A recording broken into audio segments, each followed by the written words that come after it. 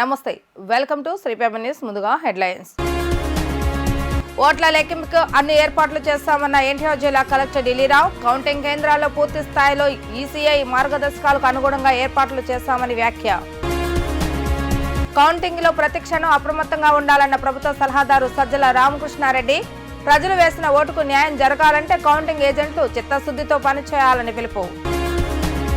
10 ఏళ్ల కాలంలో అభివృద్ధి విషయంలో టీడీపీ వైసీపీలు పూర్తిగా విఫలమయ్యారని ఆరోపించిన సిపిఎం రాష్ట్ర కార్యదర్శి వి శ్రీనివాసరావు. అధికారుల సమన్వయం, మీడియా సహకారంతో జిల్లాలో పోలింగ్ ప్రక్రియను విజయవంతం చేసినట్లే చివరి కీలక ఘట్టమైన ఓట్ల లెక్కింపు ప్రక్రియను ప్రశాంత వాతావరణంలో పూర్తి చేసేందుకు పూర్తి స్థాయి ఏర్పాట్లతో సర్వసన్నద్ధంగా ఉన్నట్లు జిల్లా ఎన్నికల అధికారి కలెక్టర్ ఎస్ ఢిల్లీరావు తెలిపారు. Postal ballot PC EVM counting ఉదయం 8 గంటలకు, అసెంబ్లీ నియోజకవర్గాల ఈవీఎం కౌంటింగ్ ఉదయం 8:30 ప్రారంభమవుతుందన్నారు.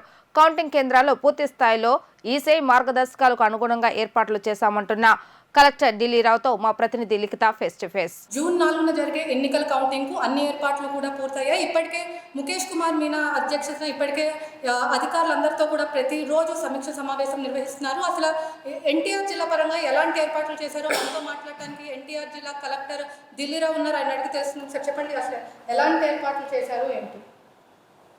కౌంటింగ్ హాల్స్ అన్నీ కూడా ప్రిపేర్ అయినాయి. మొత్తం మనకి ఈవీఎంకి సంబంధించిన 14 కౌంటింగ్ హాల్స్ ప్రతి నియోజకవర్గానికి, ఇటు పార్లమెంట్కి ఒకటి, అసెంబ్లీకి ఒకటి, ఇలా 7/14. అండ్ పార్లమెంటు పోస్టల్ బ్యాలెట్కి సంబంధించిన ఒక కౌంటింగ్ హాల్.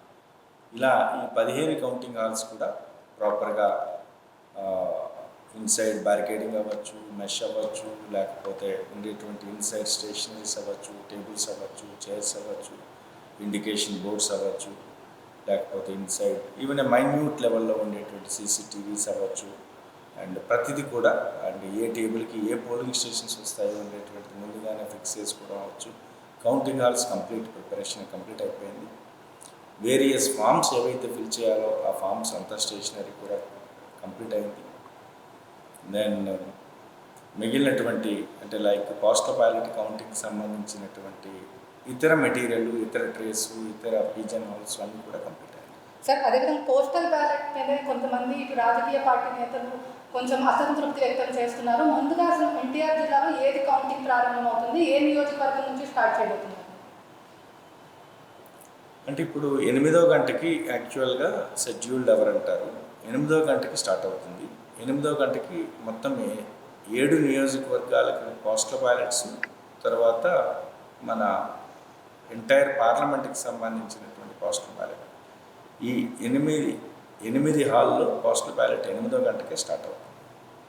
ఇక ఒక 7 అసెంబ్లీకి సంబంధించిన ఈవీఎం కౌంటింగ్ ఏదైతే ఉందో అది 8:30కి స్టార్ట్ అవుతుంది. అండ్ పార్లమెంట్కి సంబంధించిన ఈవీఎం కౌంటింగ్ హాల్స్ ఒక 7 ఉంటాయి.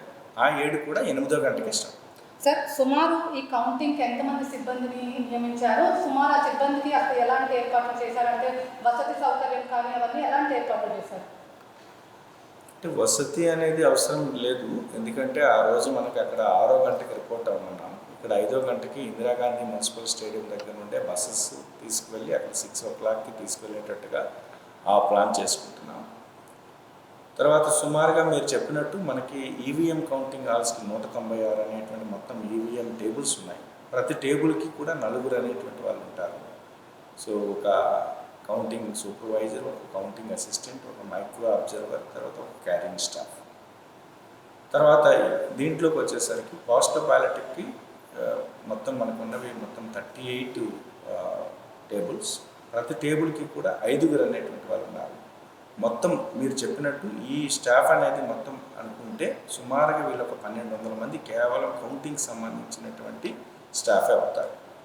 తర్వాత ఒక 800 మంది ఇతర వర్క్స్ చేయడానికి, సీలింగ్ చేయడానికి, లేకపోతే గ్రౌండ్ వైజ్ టాబ్యులేషన్, రో ఇన్ఛార్జెస్, క్లీనింగ్ స్టాఫ్ అని వీళ్ళంతా కలిసి మరొక 2000 అనేటువంటి మీడియా ఉంటుంది. తర్వాత క్యాండిడేట్స్ ఉంటారు, ఏజెంట్స్ ఉంటారు, తర్వాత దెన్ ఇప్పుడు పోలీస్ అనేటువంటి ఉంటుంది. మొత్తం ఓవరాల్గా ఆ ప్రెమిసెస్ అనేటువంటి చూసుకుంటే అంతా కలుపుకుంటే సుమారు 6000 మంది వరకు ఉండడానికి అవకాశం.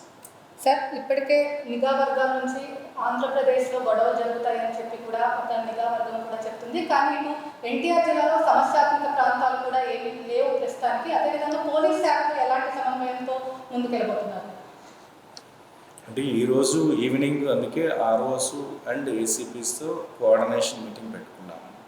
యాక్చువల్గా అయితే ఈరోజు ఈవినింగ్ 6:30 తర్వాత మనకి ఎగ్జిట్ పోల్స్ వస్తాయి కాబట్టి సిఇఓ గారి ఇన్స్ట్రక్షన్స్ ప్రకారంగా ఆర్ఓస్ అండ్ ఏసీపీస్ అనేది ప్రాపర్గా రివ్యూ చేసుకొని ఎక్కడైనా ఏదైనా గ్రామంలో గొడవ రావడానికి అవకాశం ఉందేమో ముందుగానే చూసుకోండి అని చెప్పేసాను.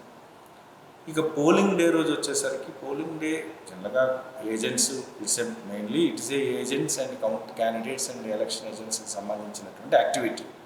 మేము దానిని ఫెసిలిటేట్ చేసి ఉన్న ప్రాసెస్ని వాళ్ళ సమక్షంలో వీళ్ళకి ఇన్ని వచ్చాయి అని చెప్పి ట్రాన్స్పరెంట్గా చేయాల్సి ఉంటుంది యాక్టివిటీ. కాబట్టి మేమేమి వాళ్ళు అది చేస్తారు ఇది చేస్తారు డ్యామేజ్ చేసేస్తారు అనుకుని చెప్పేసి అలా ఇప్పుడు కూడా మాకు ఎందుకంటే ఎంటైర్ పోలింగ్ డే రోజు కూడా ఎక్కడ కూడా వచ్చి ఒక పేపర్ని పాడు చేద్దామని కానీ ఒక మెషిన్ని పాడు చేద్దామని కానీ ఎక్కడ మా దగ్గర అటువంటి పరిస్థితి రాలేదు. సో ఇక్కడ వాళ్ళని ప్రాబ్లం అంతా ఎక్కడ వస్తుందంటే క్యాండిడేట్స్కి సంబంధించిన ఎలక్షన్ ఏజెంట్స్కి సంబంధించినటువంటి వెహికల్స్ ఎంతవరకు ఎలక్ట్ చేయాల్సి వస్తుంది అండ్ ఏజెంట్స్కి సంబంధించింది ఏమేమి క్యారీ చేయొచ్చు, దెన్ వాళ్ళకి ఎక్కడ వరకు వాళ్ళకి సంబంధించినటువంటి వెహికల్స్ ఉంటాయి.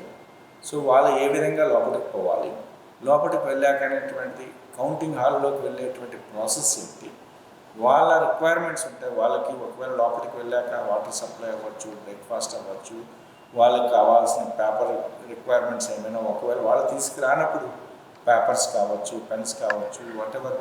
సో ఇది మనం ప్రాపర్గా ఫెసిలిటేట్ చేయగలిగితే ఎటువంటి ఇష్యూస్ అనేటువంటి ఉండవు అన్నాక నేను అనుకుంటున్నాను.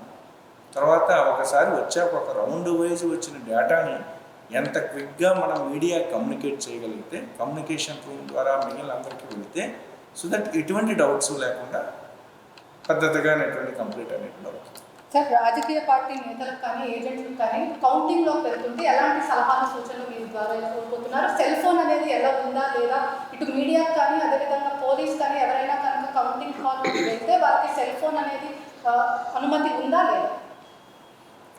కౌంటింగ్ హాల్లో ఉండేటప్పుడు కేవలం రిటర్నింగ్ అధికారికి అబ్జర్వర్కి మాత్రమే మొబైల్ అనేటువంటిది ఉంటుంది. ఇంకెవరికి కూడా మొబైల్ అనేది యూసేజ్ అనేది ఉండదు. సో ఇటు క్యాండిడేట్స్ కానీ ఏజెంట్స్ కానీ కౌంటింగ్ ఏజెంట్స్ కానీ వీళ్ళకి సంబంధించిన మొబైల్ డిపాజిట్ కౌంటర్లోనే పెడతాము. మీడియాకి సంబంధించింది సెకండ్ టైర్లో మేము సపరేట్ బిల్డింగ్ పెట్టుకున్నాము. ఆ బిల్డింగ్ వరకు వాళ్ళని అలౌ చేస్తాము.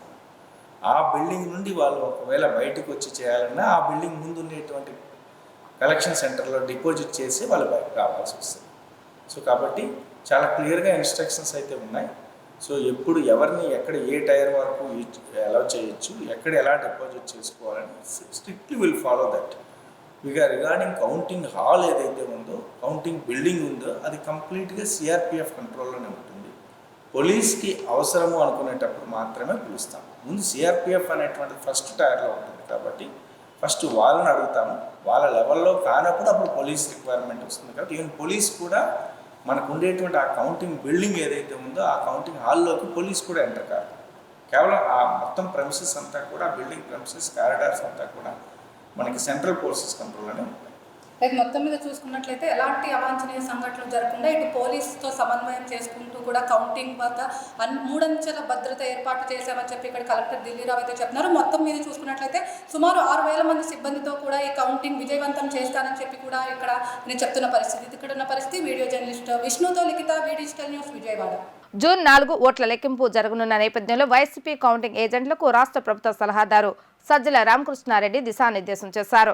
కౌంటింగ్ సమయంలో నిబంధనలకు వ్యతిరేకంగా ఏదైనా జరుగుతుంటే వెంటనే దాన్ని ఎత్తి చూపాలని, ఆర్ఓ దృష్టికి తీసుకువెళ్లాలని సజ్జల స్పష్టం చేశారు. ఏదైనా జరుగుతున్నప్పుడు మౌనంగా ఉండి ఆ తర్వాత ఎన్ని చేసినా ఉపయోగం ఉండదని, కౌంటింగ్ హాల్లో తప్పు జరిగితే అక్కడికక్కడే అధికారులకు ఫిర్యాదు చేయాలని సజ్జల రామకృష్ణారెడ్డి అన్నారు. అవసరమైతే ఎన్నికల సంఘం దృష్టికి కూడా తీసుకువెళ్లాలని సూచించారు. కౌంటింగ్ ప్రక్రియలో అభ్యర్థుల కౌంటింగ్ ఏజెంట్లందరికీ సమాన ప్రాధాన్యత ఉంటుందని, ఎవరి బాధ్యత వాళ్ళు సక్రమంగా నిర్వర్తిస్తే నిక్కార్సైన ఫలితాలు బయటకు వస్తాయని, ఇది ప్రజాస్వామ్య స్ఫూర్తి అని తెలిపారు. ప్రజలు వేసిన ఓటుకు న్యాయం జరగాలంటే కౌంటింగ్ ఏజెంట్లు చిత్తశుద్ధితో పని చేయవలసిన అవసరం ఉందని సజ్జల పిలుపునిచ్చారు. మన రాష్ట్ర వ్యవస్థలో కూడా చొరబడి మేనేజ్ చేయగల ప్రత్యర్థులు ఉన్నందున వైసీపీ కౌంటింగ్ ఏజెంట్లు మరింత అప్రమత్తంగా ఉండాలని సజ్జల స్పష్టం చేశారు. మన రాష్ట్రంలో పోటీ తీవ్రంగా ఉందని, ప్రస్తుతం ఉన్న పరిస్థితుల నేపథ్యంలో ఎలాంటి కుట్రలకైనా పాల్పడే ప్రత్యర్థులు ఉన్నారని వివరించారు. పరిస్థితులను తమకు అనుకూలంగా మార్చుకోవడానికి వ్యవస్థలను మేనేజ్ చేసే అలవాటు ఉన్న వారిని ఎదుర్కొంటున్నామని వారు వ్యాఖ్యానించారు. సరైన సమయంలో మనం ఆ తర్వాత ఎన్నెన్నో లాభం లేదు. ఆ సమయంలోనే దాన్ని పాయింట్ రైజ్ చేసి ఆర్ఓ దృష్టికి కానీ తర్వాత కమిషన్ దృష్టికి అవసరమైతే పైకి ఎస్కలేట్ చేసి తీసుకెళ్ళడం అనేది ఎంత అవసరం. దానికంటే ముఖ్యంగా ఈ కౌంటింగ్ ప్రక్రియలో కౌంటింగ్ ఏజెంట్లు అనే వాళ్లకు equal importance, almost equal importance ఉంది. ఎవరి బాధ్యత వాళ్ళు సక్రమంగా నిర్వర్తిస్తే ఫలితాలు అనేవి కరెక్ట్గా బయటకు వస్తాయి. ఇది దాని స్పిరిట్. ఏదైతే ప్రజాస్వామ్యంలో మనం ఎక్స్పెక్ట్ చేసే ఇది రిజల్ట్ అనేవి జెన్యూన్ ప్రజల ఆకాంక్షలను ప్రతిబింబిస్తాయి. ప్రజలు ఏమి ఓటు చేశారో, ఎవరికి బ్లెస్సింగ్స్ ఇచ్చారో అవే బయటకు వచ్చే అవకాశం ఉంటుంది. అయితే పోటీ ఇంత తీవ్ర స్థాయిలో ఉన్నప్పుడు, అందులోనూ మన రాష్ట్రంలో ఇప్పుడున్న పరిస్థితుల్లో ప్రత్యర్థులు ఏ రకమైన దీనికైనా పోయి ఎలాంటి కుట్రలకైనా పాల్పడి వాళ్ళ దీనికి తగినట్టు మలుచుకోవడానికి వ్యవస్థల్లో కూడా చొరబడి చేసే అలవాటున్న ప్రత్యర్థులను మనం ఇక్కడ ఎదుర్కొంటున్న నేపథ్యంలో వాతావరణం కూడా కొంచెం ఇదిగా ఉన్నందువల్ల మనం మోర్ అలర్ట్గా ఉండాలని చెప్తున్నాం. రాష్ట్ర విభజన జరిగి 10 ఏళ్లు అయిందని, ఈ దశాబ్ద కాలంలో ఏపీలో అభివృద్ధి లేకుండా పోయిందని సిపిఎం రాష్ట్ర కార్యదర్శి పి శ్రీనివాసరావు అన్నారు. 10 ఏళ్ల కాలంలో అభివృద్ధి విషయంలో టీడీపీ, వైసీపీలు పూర్తిగా విఫలమయ్యాయని విమర్శించారు. వచ్చే ప్రభుత్వం అయిన బాధ్యతతో అభివృద్ధి చేయాలని సూచించారు. నగరంలోని బాలోత్సవ భవన్ నందు నిర్వహించిన మీడియా సమావేశంలో సిపిఎం రాష్ట్ర కార్యదర్శి వి శ్రీనివాసరావు మీడియాతో మాట్లాడుతూ, రాష్ట్ర విభజన జరిగి 10 ఏళ్లు అయిందని, ఈ దశాబ్ద కాలంలో ఏపీ అభివృద్ధి లేకుండా పోయిందని అన్నారు. ప్రత్యేక హోదా, రాజధాని అభివృద్ధి అని జగన్ హామీలు ఇచ్చారని, ఈ 5 ఏళ్లలో రాష్ట్రాన్ని తిరోగమనం దిశగా తీసుకువెళ్లారని విమర్శించారు. చంద్రబాబు నాయుడు జగన్ పాలన ఏపీకి శాపంగా మారిందని, ప్రజల జీవితాలు తారుమారు అయి ఇబ్బందులు పడుతున్నారని అన్నారు. నాడు నేడు అంటూ ఆర్భాటమే తప్ప విద్యా వ్యవస్థను నాశనం చేశారని, విజయవాడ వంటి మహానగరంలో డయేరియాతో ప్రాణాలు కోల్పోతున్నారని ఆయన ఆవేదన వ్యక్తం చేశారు. దీనిపై రాష్ట్ర ప్రభుత్వం కనీసం స్పందించలేదన్నారు. పోలింగ్ పూర్తి చేసి రిలాక్స్ అయితే ప్రజల బాధలు పట్టవా అని నిలదీశారు. మున్సిపల్ కమిషనర్కు ప్రజల ఆరోగ్యంపై బాధ్యత లేదా అని అడిగారు. చేత కాకుంటే కమిషనర్ పదవికి రాజీనామా చేసి వెళ్లిపోవాలన్నారు. పక్కన కృష్ణానది పెట్టుకుని మంచినీరు అందించలేని పాలన ఎందుకు అని ప్రశ్నించారు. 2 ఫ్లైఓవర్లు వేస్తే ప్రజల కష్టాలన్నీ తీరుతాయా అని, ఏపీలో అభివృద్ధి లేదు, అప్పుల్లో మాత్రం రికార్డు సృష్టించారని ఆయన విమర్శలు గుప్పించారు. ప్రభుత్వ స్కూళ్లలో హాజరు ఎక్కువగా ఉంది. మరి ఏం సాధించారు? ఆరోగ్యం. ఈరోజు మనం విజయవాడ మొత్తం నగరానికి రాజధాని, ఈ రాష్ట్రానికి రాజధాని, కేంద్రంలో నడిబొడ్డులో ఉంది రాష్ట్రానికి. ఇక్కడ డయేరియా వచ్చి ఇప్పటికి 9 మంది చనిపోతే అతిగతి లేదు, పట్టించుకునే నాదుడు లేడు, స్పందించేవాళ్ళు లేడు. వీళ్ళకి అసలు ప్రజల ఆరోగ్యం పడుతుందా అని అనుమానం ఎవరికైనా వస్తుంది. రోజు మీడియా అంతా గోలెత్తుతూ ఉన్నది, రకరకాల కథనాలు ప్రచురిస్తున్నారు, మానవత్వంతో కూడినటువంటి స్టోరీలు ఇస్తున్నారు. ఎవరైనా మనిషి ఉన్నవాడు స్పందించాలి. దీనికి అధికారంలో ఉన్నవాళ్ళు ఇంతవరకు రాష్ట్ర ప్రభుత్వం దీని మీద స్పందించి ఒక్క మాట మాట్లాడలేదు. ఆరోగ్య శాఖ మంత్రి ఎక్కడున్నాడో కూడా అడ్రస్ లేదు. వాళ్ళు బహుశా ఎన్నికలు అయిపోయి వేసవి విడుదల ఉండున్నట్టున్నారు. ఈ విజయవాడ నగర కార్పొరేషను కమిషనర్, ఈ కమిషన్ నిద్రపోతున్నాడా, లేకపోతే తన వైఫల్యం బయటపడుతుందని భయపడి తప్పుదారి పట్టిస్తున్నాడు? ఇంతవరకు అసలు ఎవరూ చనిపోలేదు, అంతా బాగుంది, ఆల్ ఈజ్ వెల్ అని ఆయన ప్రకటిస్తున్నాడు. కళ్ళున్న చూడలేని కబోతుల్లాగా ఈ కమిషనర్ వ్యవహరిస్తున్నాడు. ఈ కమిషనర్ సమర్థవంతంగా వ్యవహరించి ప్రజల ఆరోగ్యాన్ని కాపాడుతాడా? ఆయన చేత కాకపోతే ఆయన మార్చేసేయండి. ఎందుకు ఆ కుర్చీలో కూర్చోవటం? ప్రజల ఆరోగ్యం కాపాడలేనటువంటి వాళ్ళు ఎందుకు కూర్చోవాలని? ఇంత దారుణం జరుగుతుంది. అక్కడ మొగలరాజపురంలో సిపిఎం ఆఫీసులోని పడకలేసి వైద్యం ఇచ్చారు. వాళ్ళు ఎవరు? డయర్ వైద్యులు కాదా? బహిరంగంగా మీరే కదా అక్కడ పడకలు ఏర్పాటు చేశారు. మా ఆఫీసులో మేము ఇచ్చాము స్థలాన్ని. ఇదేమన్నా రహస్యమా? గవర్నమెంట్ ఆఫీసులో 30 పడకలు పెట్టారు, ఇదేమన్నా రహస్యమా? వాళ్ళంతా ఎవరు? డయేరియాతో బాధపడుతున్న వాళ్ళు కాదా? చనిపోయిన వాళ్ళు కాదా? డయేరియాతో రోజు రోజుకు పెరుగుతూ ఉంది ఈ సంఖ్య. ఇది విజయవాడ కాదు, ఒక 6 నెలల క్రితం గుంటూరులో ఇలాగ జరిగింది. మొత్తం పైపు లైన్ పోయి కలుషిత నీరు వచ్చేసింది. కనీసం తాగేందుకు మంచినీళ్ళు కూడా సరఫరా చేయలేకపోతే పక్కన ఇంత పెద్ద కృష్ణా నది పెట్టుకొని నీళ్లు ప్రవహిస్తూ ఉంటే మంచినీళ్ళు సరఫరా చేయలేనటువంటి ఏం అభివృద్ధి సాధించేది? ఒక ఫ్లైఓవర్ వేసుకుంటే, ఒక హైవే వేస్తే అభివృద్ధి? ప్రజలకు విద్య ఆరోగ్యం ఏమిటి? చదువు లేదు, ఆరోగ్యం లేకపోతే దీనికోసమే లక్షలు ఖర్చు పెట్టి ప్రతి కుటుంబం అప్పులు పాలైపోయి ఈరోజు ప్రతి కుటుంబం మీద ప్రతి తల మీద 62,000 రూపాయలు అప్పు ఉంది. ఎవరు కడతారు ఇది? చంద్రబాబు నాయుడు కడతాడా? జగన్మోహన్ రెడ్డి కడతాడా ఈ అప్పులు? ప్రభుత్వం అప్పులు, ప్రజల అప్పులు, కంపెనీల అప్పులు, మొత్తం అప్పులమయం చేసేస్తున్నారు. ఈ రాష్ట్రం మొత్తాన్ని కూడా అప్పులమయం చేసేస్తున్నారు. ఆంధ్రప్రదేశ్ అసెంబ్లీ పార్లమెంట్ ఎన్నికల ఎగ్జిట్ ఫలితాలు వైసీపీకి అనుకూలంగా కొన్ని రాగా మరికొన్ని టీడీపీ కూటమికి వచ్చాయి. ఓవరాల్ గా చూసుకున్నట్లయితే వైసీపీ పార్టీ మరోసారి అధికారంలోకి రాబోతున్నట్లు మెజార్టీ సంస్థలు ప్రకటించాయి. ముఖ్యంగా ఆర్ మస్తాన్ సంస్థ కూడా వైసీపీకి అధికారం ఖాయమని పేర్కొంది. దీంతో ఆర్ మస్తాన్ సంస్థపై టీడీపీ నేతలు ఫైర్ అవుతున్నారు. ఈ సందర్భంగా టీడీపీ ఉత్తరాంధ్ర ఇన్ఛార్జి బుద్ధా వెంకన్న కూడా ఆరా మస్తాన్ సర్వే ఫేక్ సర్వే అంటూ మండిపడ్డారు. ఈ సందర్భంగా ఆయన మాట్లాడుతూ అధికారులు అంతర్గతంగా మేనేజ్ చేయాలి అనే సంకేతం ఇచ్చేలా ఆరా మస్తాన్ సర్వే ఉందని ఆగ్రహించారు. బెట్టింగ్లు అన్ని టీడీపీ వైపు కాయటానికి వైసీపీ బెట్టింగ్లన్నీ వాళ్లే కాస్తారన్నారు. ఎన్నికల ఖర్చును రాబట్టుకోవడానికి బెట్టింగ్ రూపంలో ఆరా మస్తాన్తో ఆడిస్తున్న మైండ్ గేమ్ అంటూ సంచలన ఆరోపణలు చేశారు. ఎవరు ఆరా మస్తాన్ సర్వే నమ్మొద్దని కోరారు. నేషనల్ ఛానల్స్ అన్ని కూటమి బలాన్ని చెప్పితే ఆరా మస్తాన్తో ఫేక్ సర్వే చెప్పించారని ఆగ్రహించారు. ఆంధ్రప్రదేశ్ రాష్ట్రంలో కూటమి రాకపోతే నా నాలుక కోసుకుంటానని సవాల్ విసిరారు. వైసీపీ గెలవకపోతే ఆరా మస్తాన్ నాలుక కోసుకుంటాడా అని ఛాలెంజ్ చేశారు. ఆరా మస్తాన్తో చెప్పించినట్లుగా వైసీపీ ప్రభుత్వం ఏర్పాటు చేయకపోతే జీవితంలో అసెంబ్లీలో అడుగు పెట్టనని చంద్రబాబు నాయుడుకు జగన్ ఛాలెంజ్ చేయగలడా అని సంచలన వ్యాఖ్యలు చేశారు. జగన్మోహన్ రెడ్డి గెలుస్తారని వైసీపీ వాళ్ళు కాసే బెట్టింగ్లన్నీ కూడా వాళ్ళే కాసుకుంటారు. మీరు జాగ్రత్తగా ఇది మైండ్ గేమ్ ఇది. ఎందుకంటే ఎన్నికలైన మరుక్షణం నుంచి మనం చాలా ఛానల్లో చూసాం. కూటమి గెలుస్తుంది అని రూపాయికి 2 రూపాయలు, రూపాయికి 3 రూపాయలు, రూపాయికి 4 రూపాయలు, రూపాయికి 5 రూపాయలు, ఒక చోట రూపాయికి 10 రూపాయలు కూడా ఇస్తున్నారు అనేది ప్రతి ఛానల్లో వాళ్ళు వేశారు. ఇవాళ ఈ జగన్మోహన్ రెడ్డి వెనకాతలో ఉన్నటువంటి టీము వైసీపీ గెలుస్తుందని ఎవరన్నా ఈ ఆరా మస్తాన్ ద్వారా వేస్తే వాళ్ళకి ఎన్నికలైనటువంటి ఖర్చుని వాళ్ళ దగ్గర వెనకాతలో రాబట్టుకోవడం కోసం ఇది ఒక మైండ్ గేమ్. ఆ మైండ్ గేమ్లో పడకండి. ఎవరైనా డబ్బులు ఒకటే నేను చెప్పేది. ఆరా మస్తాన్తో ఫేక్ సర్వే నిన్న చెప్పించారు. అది ఒక ఫేక్ సర్వే. దాన్ని ఎవరు నమ్మద్దు. వచ్చేది కూటమి. 130 సీట్లు పైగా కూటమికి వస్తున్నాయి. ఒక వేవు ఆంధ్రప్రదేశ్లో ఒక వేవు ఉధృతంగా వచ్చింది. దీనికి నిదర్శనం ఏంటంటే జగన్మోహన్ రెడ్డి ప్రభుత్వం దిగిపోవాలని ప్రతి ఒక్కరిలో ఉంది. కాబట్టి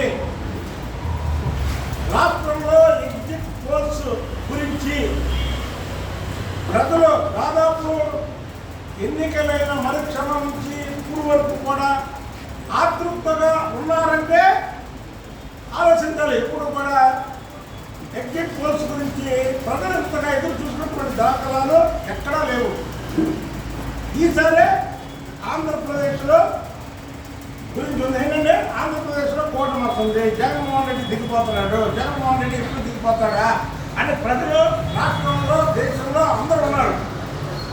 కాబట్టి ఎగ్జిట్ పోల్స్ మీద ప్రతి ఒక్కరూ అంటే నేషనల్ ఛానల్స్ అన్నీ కూడా కూటమి యొక్క బలాన్ని చెబితే ఈ ఫేక్ సర్వే ఆరా మస్తాన్తో చెప్పించారు. ఆరా మస్తాన్తో చెప్పించినటువంటి జగన్మోహన్ రెడ్డికి ఒక సవాలు చెప్తున్నారు. సవాలు స్వీకరించాలి. ఆరా మస్తాన్ మీ ఫేక్ సర్వే వచ్చేది కూటమి రాకపోతే నా నాలుగు కోసుకుంటా. ఎప్పుడు మాట్లాడు. అలాగే నువ్వు చెప్పినట్టుగానే కూటమి నువ్వు వైసీపీ గెలవదన్నా కానీ కూటమి వస్తే నీ నాలుగు కోసుకుంటావా? ఎప్పుడూ ప్రజల్ని తప్పుదారి పట్టించకుండా ఆరామస్తాను నాలుక కోసుకుంటావా? జిల్లాలో జూన్ 4వ తేదీన జరిగే ఓట్ల లెక్కింపు ప్రశాంత వాతావరణంలో నిర్వహించేలా అన్ని చర్యలు తీసుకున్నామని సిపి రామకృష్ణ తెలిపారు. లెక్కింపు కేంద్రాల వద్ద సమస్యాత్మక ప్రాంతాల్లో పటిష్టమైన పోలీసు బందోబస్తు ఏర్పాటు చేస్తామని పేర్కొన్నారు. జిల్లా వ్యాప్తంగా 144 సెక్షన్లు అమల్లో ఉన్నాయని స్పష్టం చేశారు. ఎవరైనా చట్టాలను ఉల్లంఘిస్తే సహించే ప్రసక్తే లేదని, ఎవరైనా గీత దాటి అల్లర్లు సృష్టించారంటే రౌడీ షీట్ తెరుస్తామని హెచ్చరించారు. కౌంటింగ్ విధిలో సుమారు 800 మంది పోలీసులు సిబ్బంది పాల్గొంటున్నామన్న సిపి పిహెచ్డి రామకృష్ణతో మా ప్రతినిధి లిఖిత ఫేస్ టు ఫేస్. జూన్ 4న ఎన్నికల కౌంటింగ్కు అన్ని ఏర్పాట్లు కూడా పూర్తయ్యాయి. ఈ నేపథ్యంలో జిల్లాలో ఎలాంటి అవాంఛనీయ సంఘటనలు జరగకుండా సిపి పిహెచ్డి రామకృష్ణ ఎప్పటికప్పుడు అధికారులను అప్రమత్తం చేస్తున్నారు. అసలు పోలీస్ శాఖ పరంగా ఎలాంటి ఏర్పాట్లు చేశారో మనతో మాట్లాడటానికి విజయవాడ నగర పోలీస్ కమిషనర్ పిహెచ్డి రామకృష్ణ ఉన్నారు అని అడిగి తెలుస్తాం. సార్ చెప్పండి, జిల్లా వ్యాప్తంగా భద్రతా చర్యలు ఎలాంటి ఏర్పాట్లు చేస్తున్నారు? పూర్తిగా జూన్ 4 జరిగే కౌంటింగ్ తదితర మిగిలిన ప్రాబ్లం తర్వాత జరిగే వాటిలో కూడా ఎటువంటి పరిస్థితుల్లో జిల్లాలో ఎటువంటి ప్రాబ్లమ్స్ శాంతి భద్రతల ప్రాబ్లమ్స్ రాకుండా చేయడం కోసం అన్ని ఏర్పాట్లు చేయడం జరుగుతుందండి. ముఖ్యంగా ఇప్పుడు కౌంటింగ్ సెంటర్కి వచ్చేసరికి 800 మందితో బందోబస్తు ఏర్పాటు చేస్తున్నాము. ఇందులో మీకు తెలుసు 3 లేయర్డ్ ఎలక్షన్ కమిషన్ ప్రకారం 3 లేయర్లో ఫస్ట్ లేయర్లో సిఆర్పిఎఫ్, సెకండ్ లేయర్లో మా స్టేట్ ఆర్మ్డ్ పోలీస్, థర్డ్ లేయర్లో సివిల్ పోలీసు జరపాలి. హైవేకి దగ్గరగా ఉండడము, తర్వాత చుట్టుపక్కల ఎక్కువ మంది గుమిగూడతారన్న దీని మీద మేము 5 లేయర్డ్ బందోబస్తు పెట్టుకున్నాము. ఈ 3 కాకుండా హైవే నుంచి కట్ ఆఫ్ రోడ్స్ పెట్టాము. ఇది కాక మళ్ళీ అక్కడికి రీచ్ అవ్వకుండా వేరియస్ ప్లేసెస్లో 10 ప్లేసెస్లో కట్ ఆఫ్ పాయింట్స్ పెట్టడం జరుగుతుంది. దీనివల్ల ఏమవుతుందంటే ఎవరు పడితే వాళ్ళు లోపల రావడం కానీ ఇంక్లూడ్ అవ్వగలగడం కానీ ఏముండదు. అంతేకాకుండా చుట్టూ మొత్తం బ్యారికేడింగ్, ఫెన్సింగ్, తర్వాత దాంతోపాటుగా కన్సర్ట్ కాలేజెస్ అన్నీ వేసి ఏర్పాటు చేయడం జరుగుతుంది. సో కౌంటింగ్ సెంటర్ పూర్తిగా భద్రత మధ్యలో ఉంటుంది. 800 మంది సిబ్బందితో పూర్తిగా భద్రత ఏర్పాటు చేస్తున్నాము. సార్, ఇప్పటికే కేంద్ర నిఘా వర్గం నుంచి ఇటు అవాంఛనీయ సంఘటనలు జరుగుతాయి ఏపీలో అని చెప్పి కూడా ఒకటి మనకి హెచ్చరికలు జారీ చేశారు. ఆ నేపథ్యంలో ఇప్పటికే మనకి ప్రత్యేక బలగాలు ఏమన్నా వచ్చాయి అంటే ఇటు బయట నుంచి పారామిలిటరీ సిబ్బంది కానీ అదే కంపెనీస్ కానీ ఏమన్నా వచ్చాయో, వస్తే ఎంతమంది వచ్చాయి? మనకైతే స్పెషల్ అలర్ట్స్ అయితే ఏం రాలేదండి. ఫస్ట్ పాయింట్ మన ఎన్టీఆర్ జిల్లాలో ఏమైనా జరుగుతుందని కానీ ఇలాంటి అలర్ట్స్ రాలేదు. మాకు కూడా ఇంటర్నల్గా ఉన్న ఇన్ఫర్మేషన్ మా స్పెషల్ బ్రాంచ్ కానీ మా ఇంటెలిజెన్స్ ఇన్ఫర్మేషన్లో కూడా ఎలాంటి ఇన్ఫర్మేషన్ లేదు, ఉండబోదు కూడా.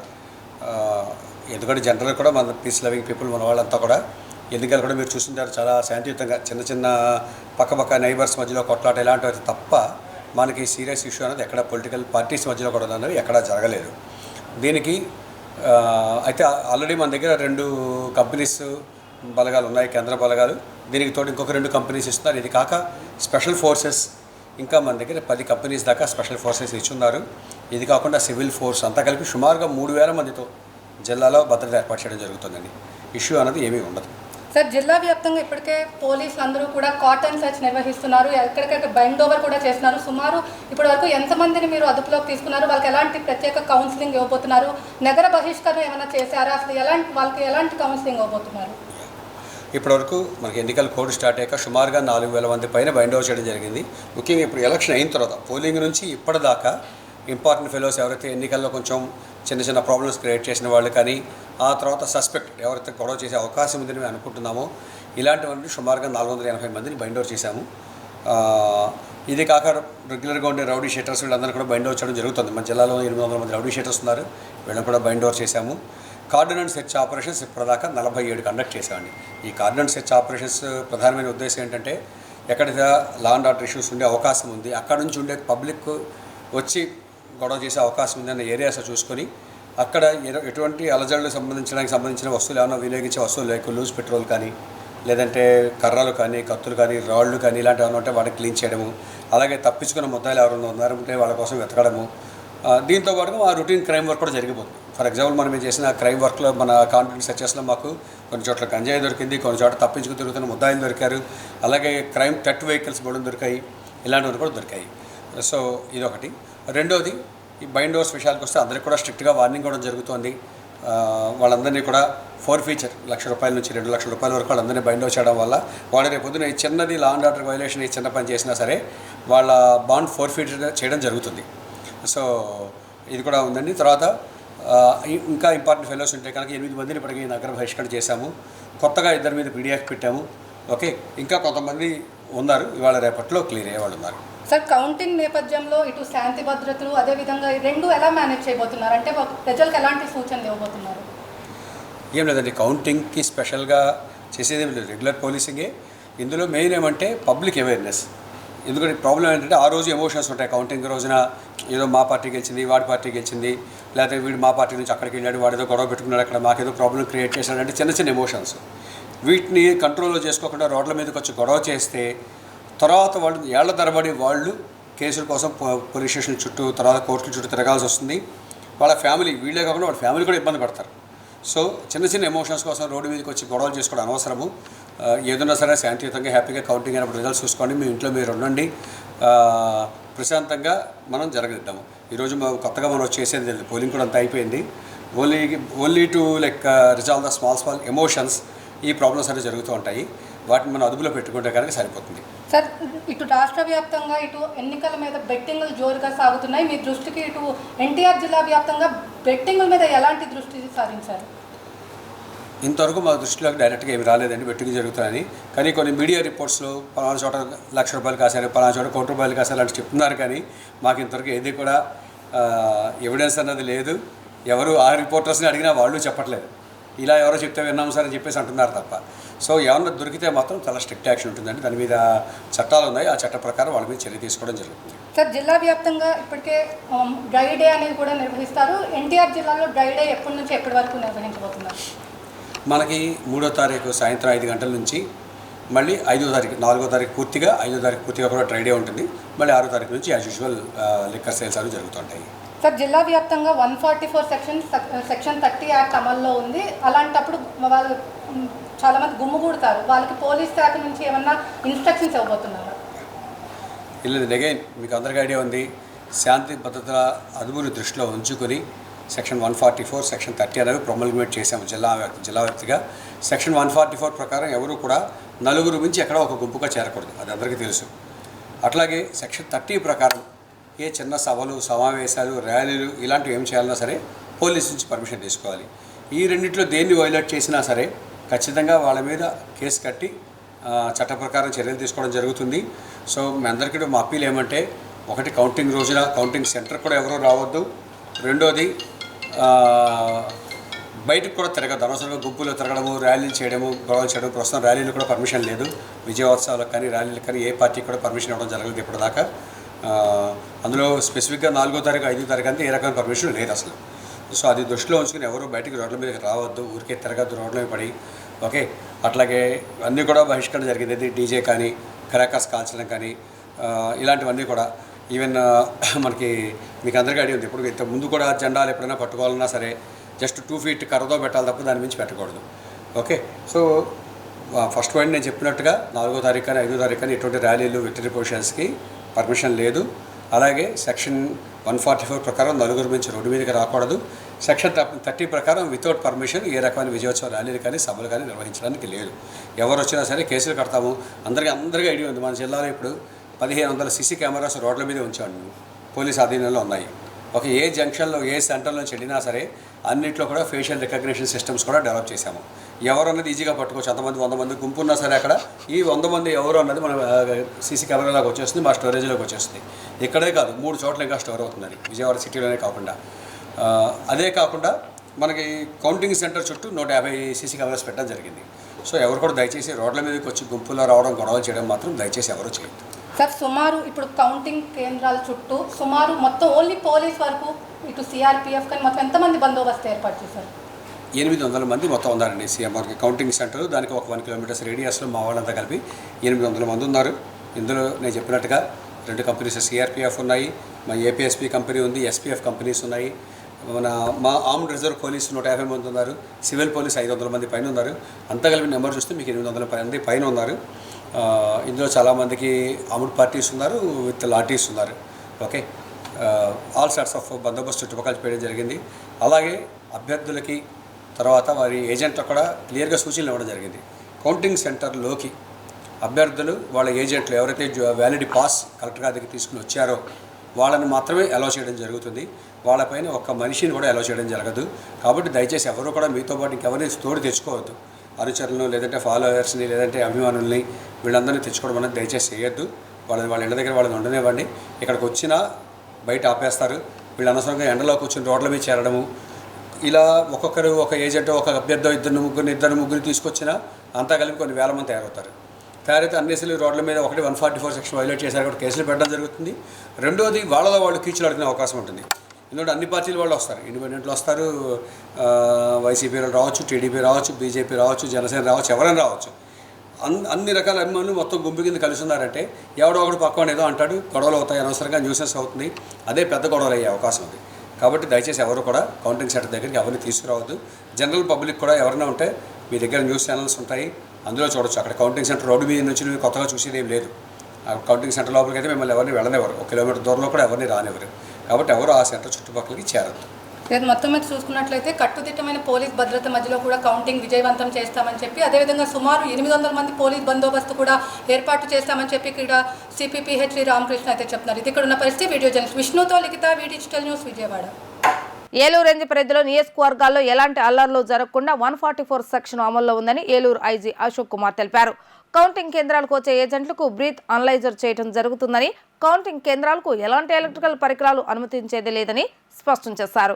6 జిల్లాల్లో అవసరమైన పారామిలిటరీ దళాలను ఏర్పాటు చేస్తామని పేర్కొన్నారు.